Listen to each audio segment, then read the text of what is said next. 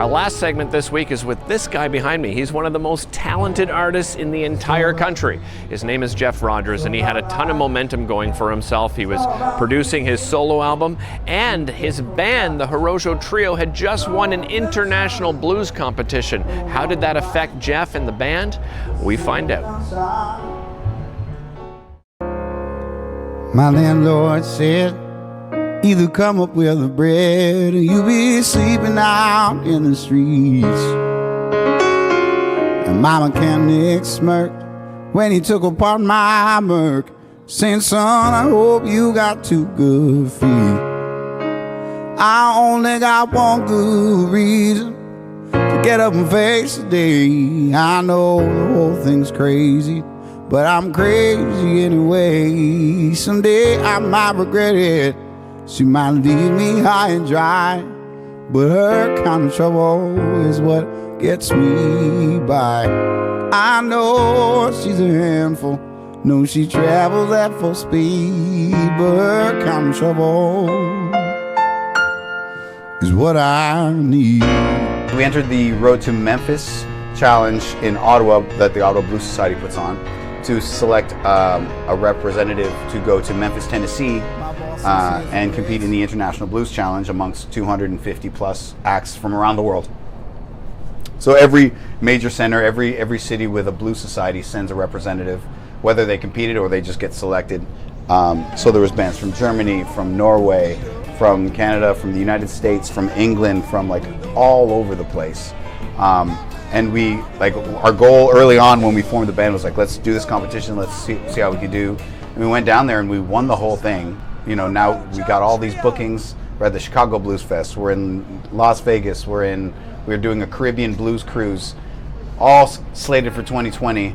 And then all of that just kind of came crashing down. So, yeah, it was like 2020 started great. You know, won an international competition amongst hundreds of bands.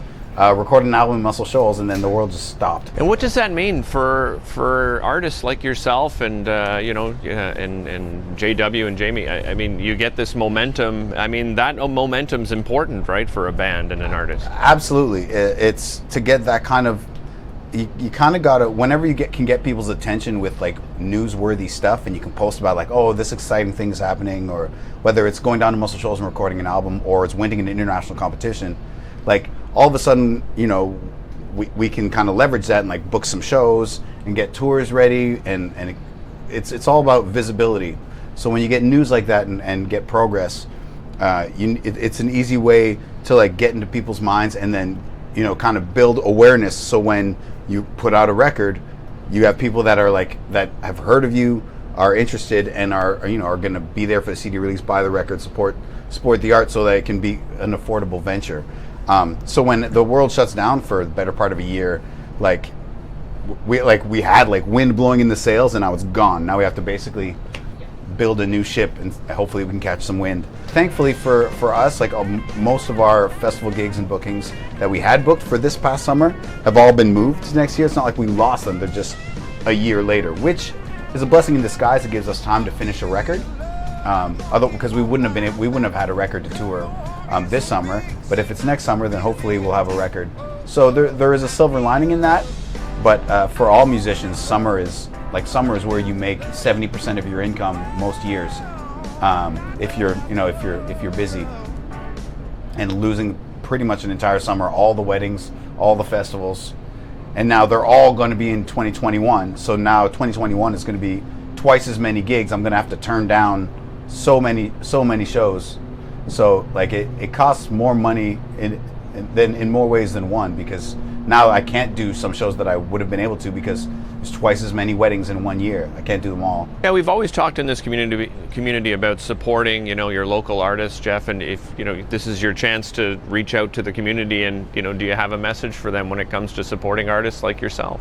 I mean, support yourself first and foremost. But I mean, for the artists, I mean, whether it's tuning in to like a live stream every once in a while, like if some of your friends, same as like if you have a friend that is an owner in any type of business, whether it's a bakery, like go in and buy a dozen croissants, or like just a little something And if you're not comfortable going out, then visit a streams. Like, oh, these guys are good. Like, toss $5, $10. Just say good job, and like, which is cheaper than a night out to go see a band in the club.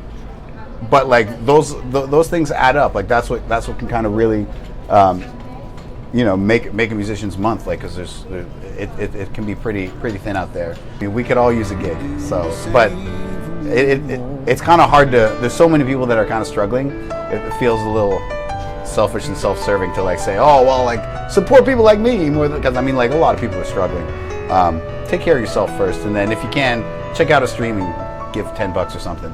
'Cause I've been saving this bottle of wine. I can't think of a better time than to open it up tonight with you, my friend.